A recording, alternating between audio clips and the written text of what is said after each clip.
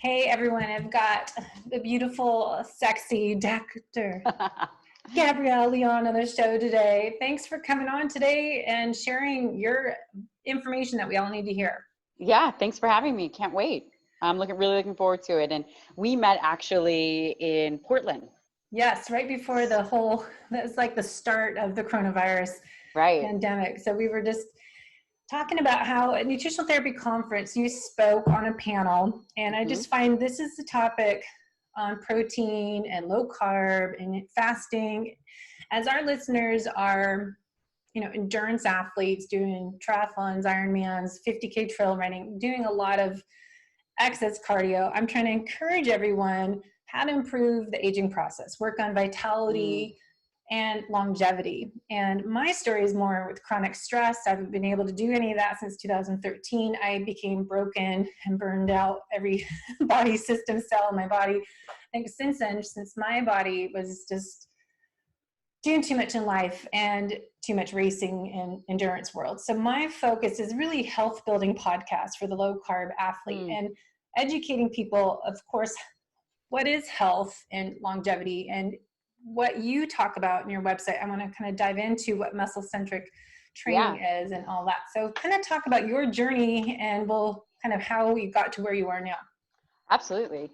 Well, I trained for a long time. I did 17 years of professional education, which is a long time, right?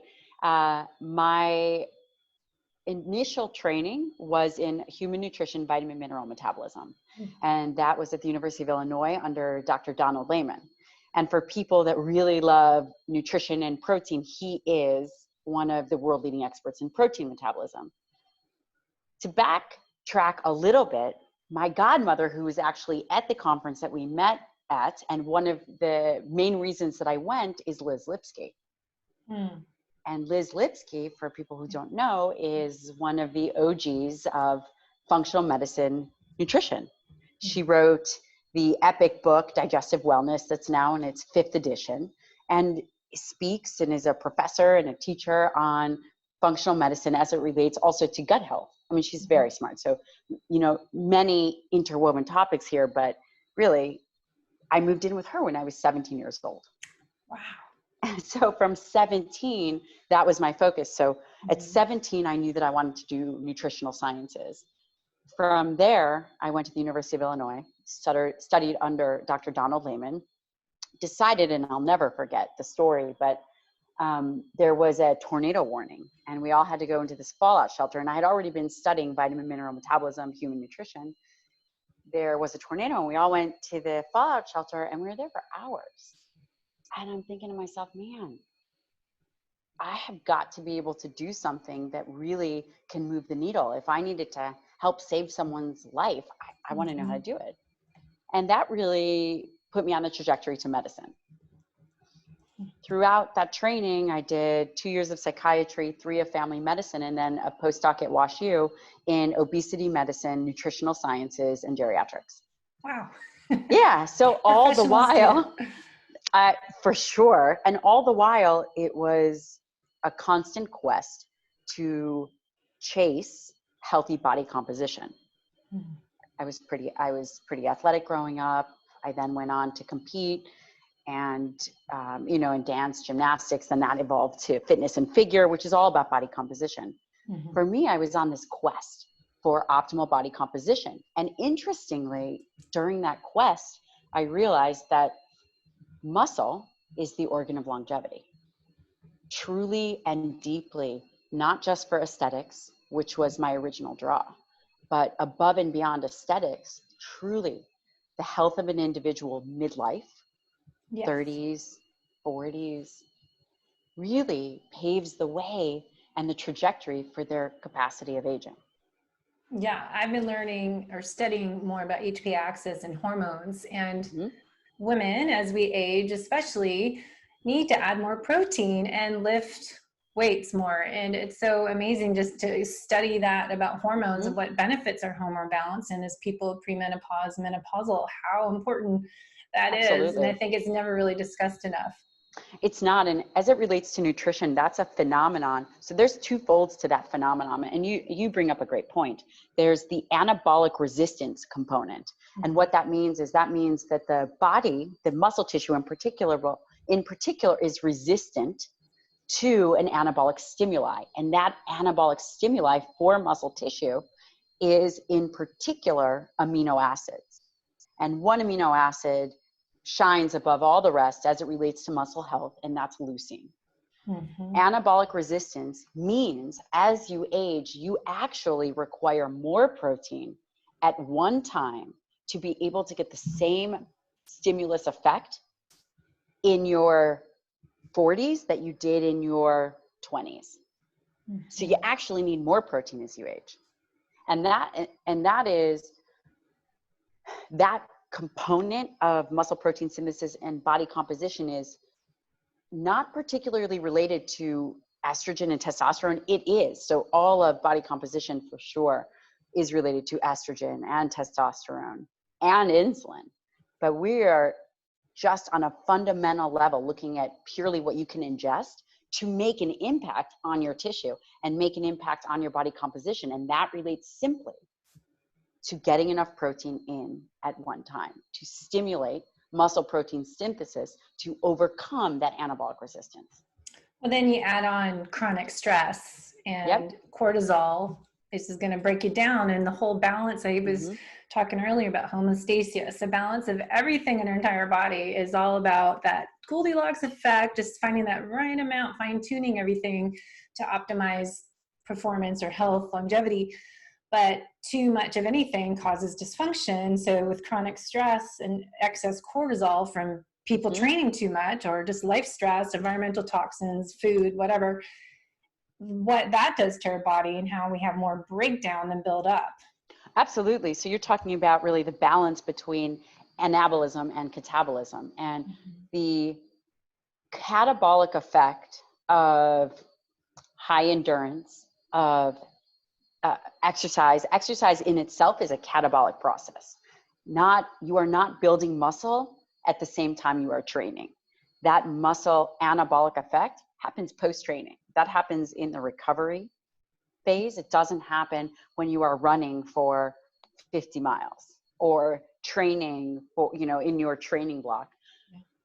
The goal is for health and aging, and especially health and aging of a athlete, and really anybody, but as an athlete, is to be able to replenish amino acids, because amino acids are what help with muscle protein synthesis and recovery. So when you have two goals in mind, post-training, you think about glycogen repletion, and glycogen repletion is one bucket, and that's really based in carbohydrates. And then you have muscle repair, which is not related to the muscle glycogen replenishing. Protein repair is based on the full spectrum of amino acids, both essential and non-essential. And that is really the target when you think about how can you maintain performance over the long haul. When you're young, you can get away with doing a lot more things and not being as precise. And you can be all over the place. You could be on the Twinkie diet and probably make improvements, right? Yes. However, as we age, and when I say age, over the ripe old age of 25, right? You start creeping up in your 20s, your 30s, your 40s. You now are less driven by hormones overall, and because your hormones have a natural decline. DHEA declines, testosterone declines, estrogen will decline as you hit that perimenopausal stage. So what that means is that in order to maximize your muscle tissue and really maintain health, you have to become much more conscious and strategic in your ways of refueling. And on a fundamental level, really it is about protein. And protein, interestingly, is the most underrepresented macronutrient. And here's how I can explain that. If anyone listening, pick up a wrapper, they'll look at the back of the nutrition information and it'll say total calories, and then it'll say fat, and it'll break down fat. Then it'll say carbohydrates, and it'll break down carbohydrates. And then you'll get to protein, and you have one measly line for protein. But Sure. there's the quality of the protein is completely dependent on the amino acid profile. But there's, so the incomplete protein of, say, a plant-based protein will say, for example, I'll give you hemp protein. So if you look at a hemp protein shake and it says 30 grams of protein, you look at the back, it says 30 grams of protein. But the quality of that protein equates to 15 grams of what the body needs. Got it. Case in point in this concept of all proteins are not created equal. Mm-hmm. And that is, if you take home nothing from this conversation other than the fact that, number one, protein needs increase as you age. The amount that you eat per meal is absolutely essential to define and execute on. And number three, the quality of the protein, plant versus animal, they're different. Plant protein is inherently lower quality. And that means you require 25 to say 40% more. So in order for that 30 grams of hemp protein to be equivalent to an animal-based product, you would need to have about 45 grams. So I probably should back up to explain what muscle-centric medicine is, and then there's like 100 questions. You just So So muscle-centric medicine is a term that I came up with, and this was born out of my years, over a decade of clinical experience of seeing obese patient after obese patient, of seeing patients with Alzheimer's, of seeing diabetic, hypertensive, cardiovascular disease, just you name it, I saw it. And the striking similarity in all these patients is that they had body composition issues. Interestingly, everybody was focusing on adiposity. And if you focus on the problem, you get more of the problem. Being over fat is not the issue. The issue is being under muscled. Adiposity is the byproduct of having impaired muscle. The paradigm of thinking about this is totally wrong. It's incorrect. And that's why the recidivism rate is so high. The relapse rate of people and their ability to lose weight is incredibly high. And you see it all the time. There's the yo-yo dieting. And the reason is because we continue as a society to focus on adiposity and fat tissue as the problem. It is not. It is a symptom of a problem. And the real problem is impaired muscle tissue, not enough skeletal muscle and quality of skeletal muscle, right? So the quality of the skeletal muscle, you need to deplete your muscle glycogen, you need to deplete your muscle tissue so you can utilize that for storage, to store carbohydrates, for glucose disposal, for fatty acid oxidation. If you think about muscle as a suitcase and you are constantly stuffing things in, the only thing that's going to happen is it's going to spill out. You're never going to move the needle on body composition if you don't move the muscle.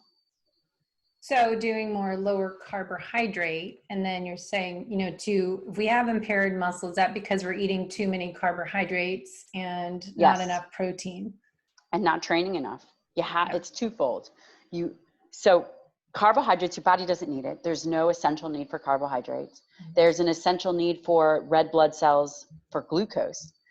However, for every 100 grams of protein that you eat, 60 grams is converted to glucose through gluconeogenesis. So that's what's restocking our muscles, and that muscle glycogen is from protein, not from carbs. It can be. It can be. You can be one of two ways. You can be carbohydrate dependent, and that means that your body will become accustomed to being dependent on your meal to meal carbohydrate intake, or you can be carbohydrate essentially independent and generate your own glucose through gluconeogenesis. Now, is that with doing nutritional ketosis and intermittent fasting, or just going low carb and eating a higher protein diet? Exactly. You don't need to go into ketosis.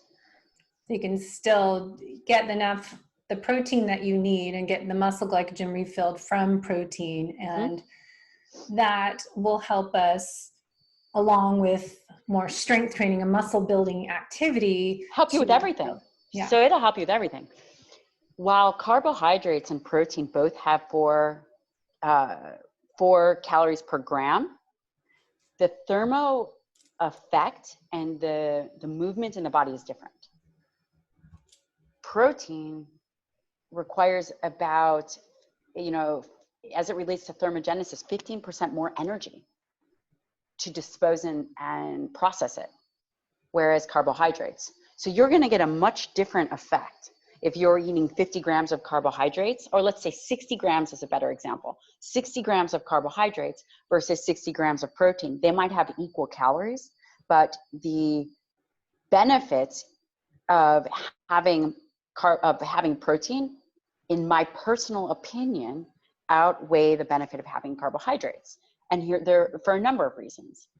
Number one, and I spoke about this, is it is the fuel of choice for the muscle, right? It's necessary. Yeah. And maybe fuel of choice is the wrong word, but it is what is necessary to maintain your organ of longevity. Period. Hands down. You want to age well? This is what you got to do. You don't want cardiovascular disease, glucose issues, high cholesterol. There's that familial component, but you need to have healthy muscle. So that's one aspect. So the healthy muscle for protein is one. When you are consuming the base amount of protein, you cannot partition that protein to other aspects of the body. For example, when you are functioning on a lower protein diet, and this is in the framework of protein and carbohydrates, not necessarily protein and ketosis, which, by the way, I don't actually use a ketogenic diet very often. I come from the camp, and maybe my views will change, but I come from the camp of optimal protein. This is where my training is. This is what I have seen for thousands of people that I've seen work well. So as it relates to the benefits of protein, we know it helps with muscle. The other aspect is when you reach a certain amount of protein where your baseline protein turnover needs are met, you can then use the amino acids, which is what we really need, to do other things in the body. For example, arginine, one of the amino acids, is essential for nitric oxide production. What does that mean? It means it helps with vasodilation. It helps with blood pressure. That's just one example. Yeah. So these amino acids, once you take off the table that they're being utilized for muscle, at higher levels can do so much more. They help with hormones. They help with neurotransmitters. They help with, you name it, they are the building blocks. Glutathione production, branched chain amino acids for immune health, for lymphocytes. Mm-hmm. So there's so many other roles that dietary protein plays, but if you can't get the fundamentals right, then you won't begin to advance the needs. You won't partition to these other more advanced processes, because the body will trade long-term survival for short-term. Mm-hmm. So are you speaking for yourself? Do you more of a carnivore, to put a label on it? I do. Somewhere like the nose. But doesn't mean everyone has to. Yeah. Right. So I've eaten this particular way for decades without having a name to it. Yeah, I know that's what everything's like. I didn't know I was doing OMAD or IFTRE, all these names. Like, well, I don't even know, what does OMAD stand for? What does that mean? 1 meal a day. 1 meal a day. So I don't think that is for muscle health. That is not strategic. Yeah. So and we can come back to that. Mm-hmm. Yeah, well, let's dive into that. So what should we eat, and the timing, and Sure. No carbs, and that people is confusing for a lot of. Let's clear it up right now. Let's knock it out. Gut health. Let's and everything. Go. No. Number one, people make things way too confusing. Yes. And that's a barrier to entry that needs to be eliminated immediately. So let's eliminate it. Number one, determine your age. If you are young, carry on. Do whatever you'd like to do. You can have 20 grams of protein or less per meal. Go ahead. Now, if you are mid-20s, 30s, or let's even move this up to 30s and 40s. So when you're young, you kind of can do whatever you want. Please choose a healthy diet. Make sure you get your protein. Okay. Now, for everybody else, I am about to give you a simple rule. Are you ready? Do this for 30 days, do this for 30 days, and then everyone should get back to me. Determine how much protein you need. Determine this based on your goal weight, not your ideal body weight. For example, I'm 125 pounds. My goal protein is 125 grams of protein. Period. End of story. You do that. You start there. Got it. Everybody. Easy math. Everybody listening needs to start there. Simple. Okay? Number one. That's it. Number two, you determine your carbohydrate needs if you choose to eat carbohydrates on a meal-to-meal basis. That means, now, just so you know, I don't believe that you need carbohydrates, but at the risk of sounding too extreme, it's totally fine to eat them. Vegetables. It should be, yeah, whatever you want, fine. Mostly vegetables, yes. The quality, the micronutrient density is all important. If you are training for body composition, and we're not talking about performance now because there ends up being a very fine line, the higher the training level, the health, it's inversely related, right? So if you are training for body composition, you are going to determine your protein need, number one. What's your goal weight? Let's do you. Well, I'm tall, so great. I'd say 150. Fine, so perfect. 150 grams of protein is your goal. You are then going to split that up into, let's say you want to eat 3 meals a day, right? And we'll put you in a time restricted feeding window because you probably like that. Yes. Am I right? Okay, great. Well, not intentionally, it just works better. So we can split you up to 3 meals a day. And if we put 60 grams of protein per meal, which is a lot, or actually we don't even need 60. So if we put you at 50, done. You had 50 grams of protein per meal 3 times a day. So people say you can't digest more than, is it 20, 30? All of it. You digest all of it. It's nonsense. And actually 50 grams of protein will probably max out muscle protein synthesis for you. So and I want you to get back to me in 4 weeks. I'm going to hold you accountable. Well, I've been talking a lot. We did a Dutch hormone panel test, and I interviewed the doctor that does the Dutch test about hormones and females. Carrie Jones, the amazing, not Carrie beautiful. Jones, but Dr. Debbie Rice, but she works with Dr. Carrie Jones. And like just use me as an example, I think that's why I keep encouraging everyone to do lab testing. It's like you don't know what's going on with your body, but it doesn't matter. I mean, it matters, but if you're wanting to optimize your muscle, yes, the only thing that's going to determine is you're going to have to reduce your carbohydrates. Yeah, it's not going to change the amount of protein that you need. That is the one thing that hormonally it's not going to change. So eat more protein and adjust 0 to... So we are going to do it very specifically for you. So we are going to say 50 grams of protein per meal. We're going to avoid all confusion. We've determined your protein intake. We are going to then determine what your carbohydrate intake is. Your carbohydrate intake, if your estrogen is low, estrogen does relate to glucose metabolism. It does play a role in, if everyone gets my newsletter, I just put a great article in there on estrogen metabolism and skeletal muscle. And it's free. It's great. It's a great article. I think it was from Nature Endocrinology Review. But then the next thing you have to determine is your carbohydrate intake. And I think that determining carbohydrates next is important because carbohydrates, glucose in and of itself, while needed in the body, is cytotoxic. And the goal is really 50 grams of carbohydrates or less. And the reason is, and that's probably too high. So when you come to my clinic in New York City, you're walking out of there in 90 grams of carbohydrates or less to start, right? Yeah. You don't want to scare everybody away, but they're highly motivated. Then you determine your carbohydrate intake, which is going to be 50 grams or less, whether it's from vegetables or not, because of the increase in insulin. And the body doesn't even need the carbohydrates. And the fat is all within reason. So I don't necessarily believe you need to add in excess fat. I think the majority of people overconsume. Keep it at 60 grams.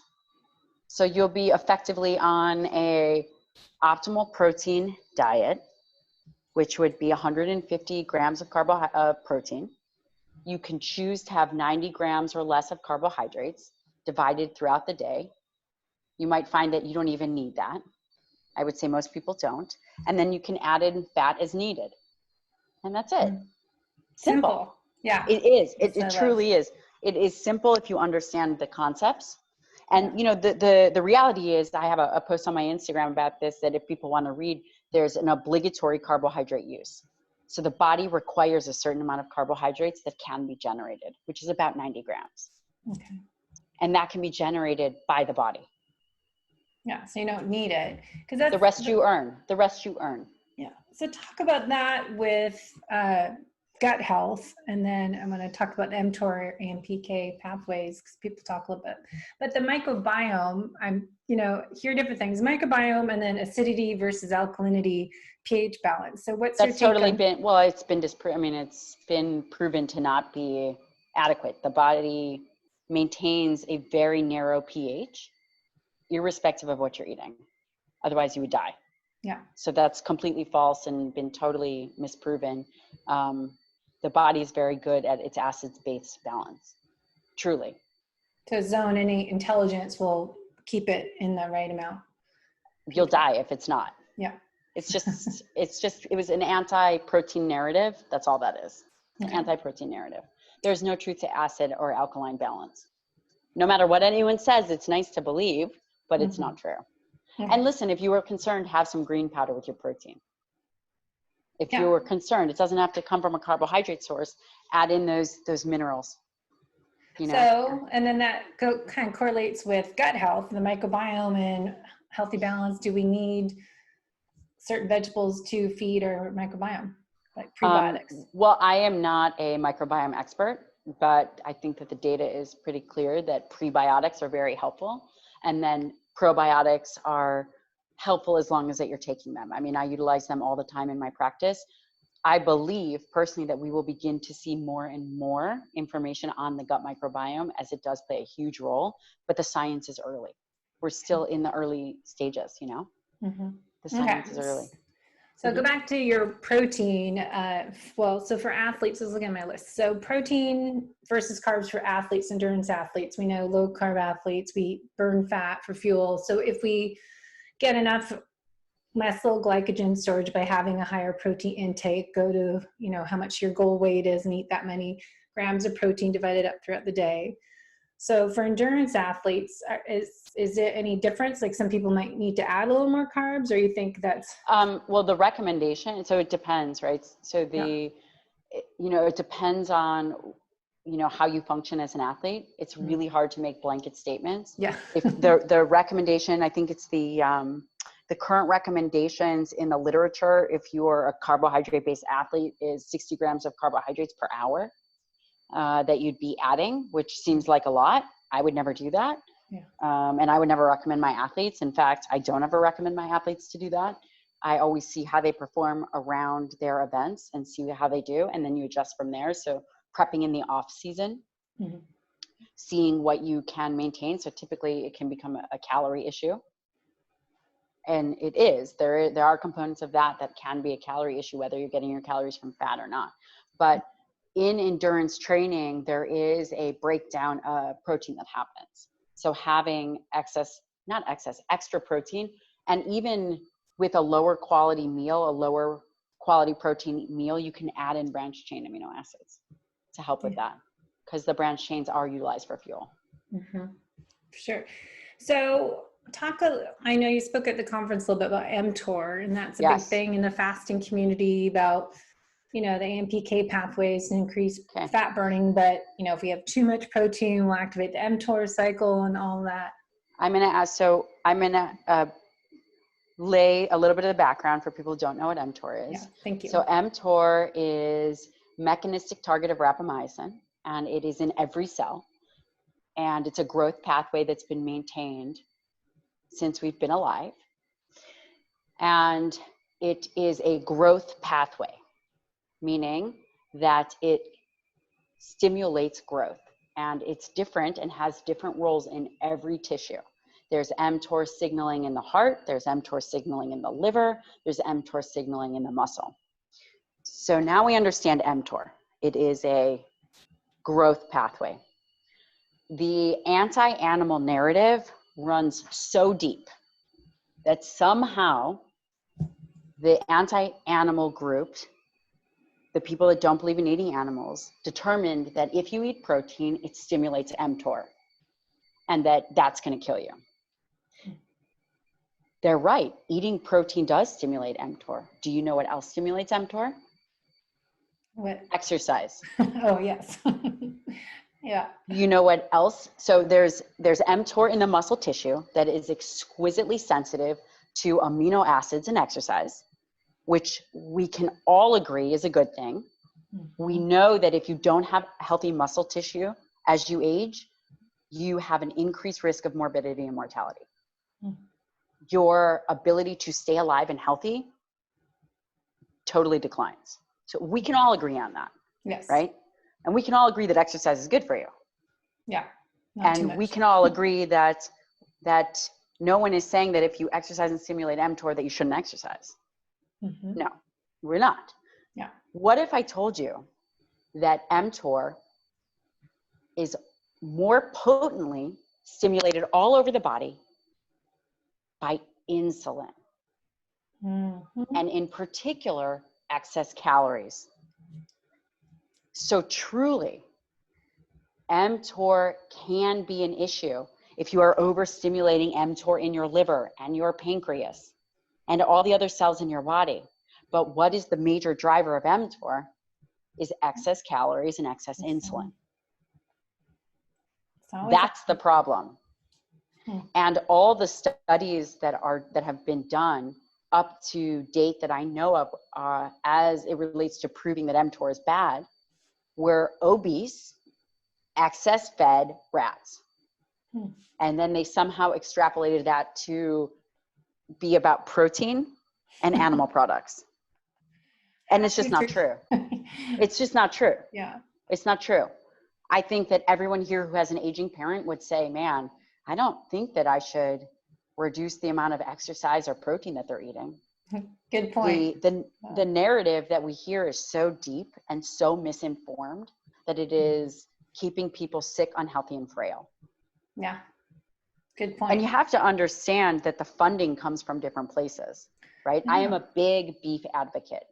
I absolutely support beef, support animal products, because I have seen and been at the bedside of very sick, aging, and frail individuals.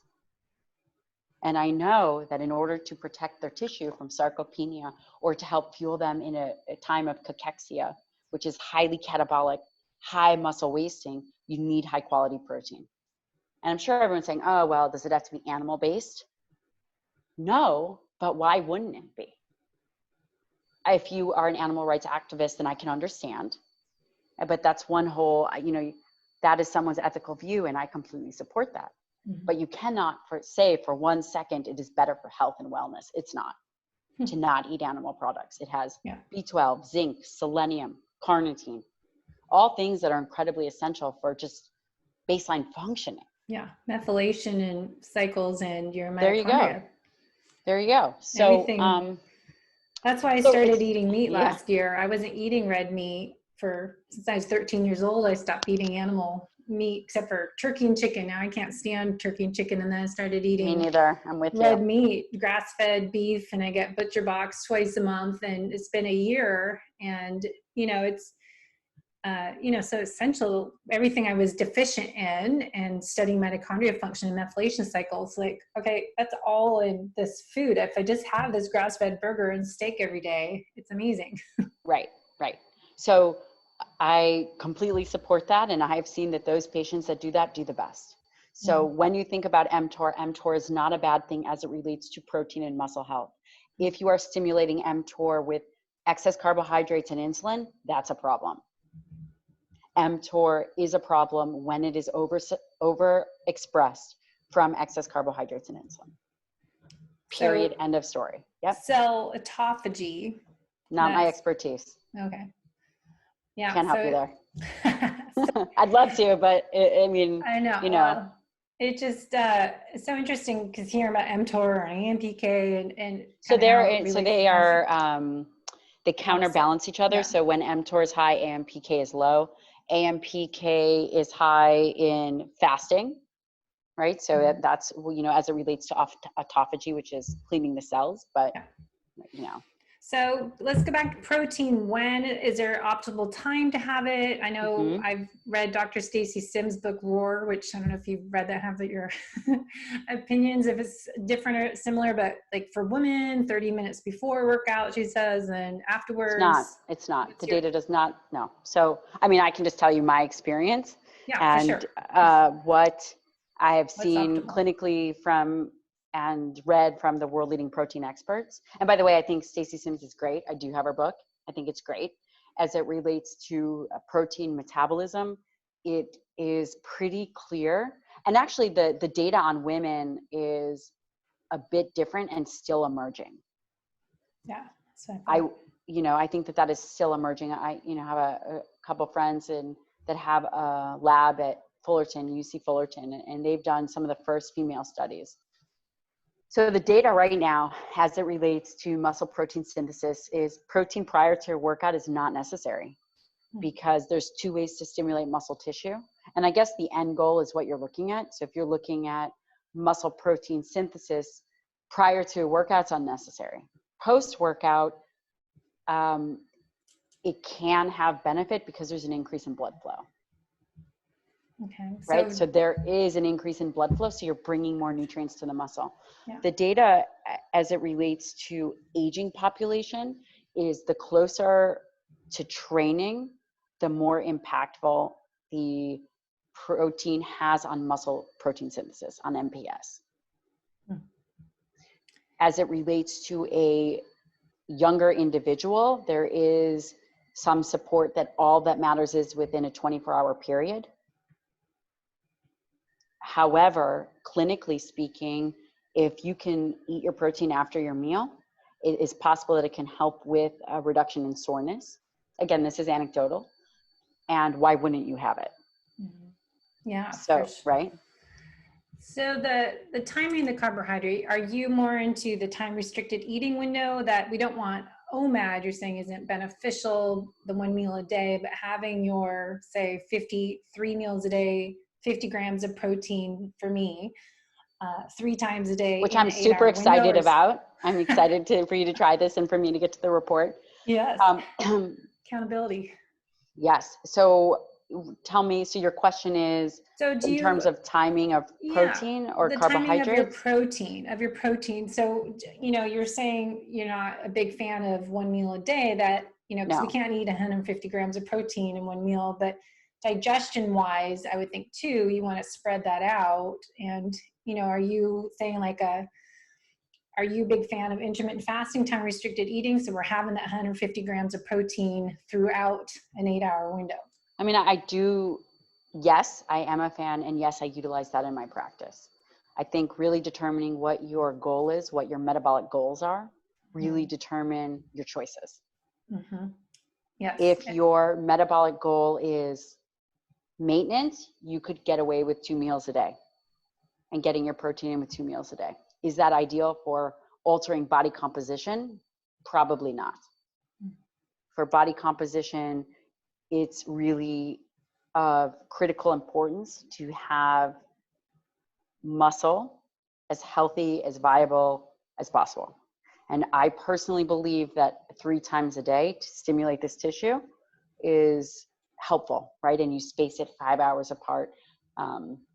We don't really know how long it takes for mTOR to be reset and then re-stimulated, but just from my conversations with some of the researchers, they believe that it's about 5 hours, 5 to 6 hours. So in between eating, you're saying to digest. Because you stimulate the muscle, you stimulate mTOR. And then mTOR resets. Yeah, I'm a good example of, I suddenly am 48. And congratulations. I have always been. Congratulations. Thank you. I find that, everyone's N equals 1. We always say everyone's bio-individual. There's not one size fits all approach, but how you have to individualize it. And I must admit, I have been doing intermittent fasting and trying to do, 1 or 2 meals a day. But I find that like, I don't think that's working for me. I'm not like, if you do stuff and it's not working, like I'm not as muscular as I was. I got my hormones, as I said, I'm like DHA, estrogens are like at the very rock bottom. And just as an example that I feel like, yeah, this is a good experiment for me because what I'm doing right now is not giving me the results I want for my body. And I like having more muscle. I like feeling lean and strong. And, we're not able to go to the gym and lift heavy weights right now, but, I've been doing yoga and, that kicks my butt and doing hills, biking and running. But I think you have to look at, are you doing something that someone else is doing and you're kind of following trends, or, are you stopping going, is that working for me? Am I getting the body I want? Is my performance the best? Do I feel I'm improving my health and looking at longevity is increasing? So I think it's those are great questions. Those are incredible questions. And that's the right frame of mind to be in and the right way to think about it. And the one thing that I will say on that behalf is that determining a plan and sticking to it for a month is a good plan. Mm-hmm. And then actually having the capacity to evaluate and really vetting that program well. For you, maintaining tissue at 40, you said 48 or 49? 49 this November, but 48 still. Congratulations, 48. And really doing what would be best for your tissue. So for you, having 1 or 2 meals a day is not going to be ideal. Mm-hmm. Truly, and really upping your protein. Arguably, I don't even think a ketogenic diet would be great for you right now. Well, that's what's interesting. For years, we've done, I've done low carb, high fat for 20 years before it was even really known as nutritional ketosis. I'm not, strict ketosis in and out of it, but I find that it was just what I just said. Is this working for me? Is my body what I want it to be? And then you have to make those adjustments. So high fat isn't working for me. Low carb is, but higher protein is what my body's missing. I would agree. Yeah. And then making sure when you're training that you're doing if body weight's all you have access to, then you need to really focus on that. Yeah. No, I do better with that. So looking at digestion, do you ever work on digestion and, getting the right, like HCl betaine supplements and digestive enzymes? All the time, for sure. All the time. One of the ways that you can do is you can measure your stomach acid with a Heidelburgh test. If you don't have access to that, people pretty much know if they have low stomach acid, they won't feel great. And that's just anecdotally. They won't feel great by having a high protein load. And then it's a very low barrier to entry. It doesn't cost a lot of money to trial some digestive enzymes with HCl, or just digestive enzymes on their own. Yeah, because I find a lot of people, one, they don't sit, focus, and relax when they're eating. So I always talk about what you're eating, how, when, and why. Right. That you have to sit and be kind of in a meditative, relaxed, focused state, like you're on vacation when you're eating, especially eating a higher protein diet. It's harder to digest. You have to make sure you're chewing your food properly, breaking it down. And then I think myself and most people I work with as clients need digestive enzymes and HCl support to really get it. But totally. So any other tips on like the amount of protein? 5 to 7 grams is what, you hear about the branched chain amino acids. I've read a few different places. What do you mean? So branched chain amino acids. Post-workout, there's no reason to take branched chain amino acids. I mean, unless you're having so again, what's the goal? If the goal is muscle protein synthesis, then you need a full complex of amino acids, essential and non-essential. Okay. Adding in the branched chain, exactly. Having the branched chain amino acids on by themselves, that is not going to help with muscle protein synthesis. Anecdotally, can it help with soreness? Yeah, probably. Okay. But is it going to help with, and again, you have to think of the goal. So there's so many other benefits to branched chain amino acids other than just muscle protein synthesis, right? Mm-hmm. Its effect on fat oxidation and affecting some of the other things that we talked about earlier. But as it relates to performance, then you need a full protein spectrum. And it should be 5 grams. It's a 2 to 1 to 1 ratio. Okay. And it needs to be 2.5 grams of leucine. Leucine. And how are you suggesting yourself or your clients? Are you eating like grabbing real food like a burger or steak afterwards? Depends. It depends. Shake. It depends. So I definitely take care of the highly motivated individual. And, my husband's a Navy SEAL, so I definitely see a lot of athletes, and those guys don't want to eat right after. So they have a shake. Yeah. And the So I shake find is I'm not hungry after a workout. I don't really want anything. So great. You feel like a shake is, if you're not feeling hungry, you should have something, a liquid shake, protein. I feel that if you're not hungry, are not hungry, you can easily wait a period of time. But again, if you're wanting to optimize, if you're aging, and most of us are, then having a liquid meal would be fine. All right. Okay, so I'm looking at your website. You've got my friend Mike Munsell on there. He's my great. Neighbor. I love Mike. Kind of neighbor. I knew when he was a kid before he was so famous. But your website, drgabriellelyon.com, and social media links and everything we'll put in the show notes. But anything else we can send people to, upcoming events you're doing, projects? So I have a weekly newsletter that hopefully everyone that listens and NTPs are all signed up for. I do and spend a lot of time curating the information on there. I provide a couple evidence-based articles, books that I think are valuable to both the lay public and professionals. So it's a great newsletter, and send it out once a week or so, once a week now because we're all at home.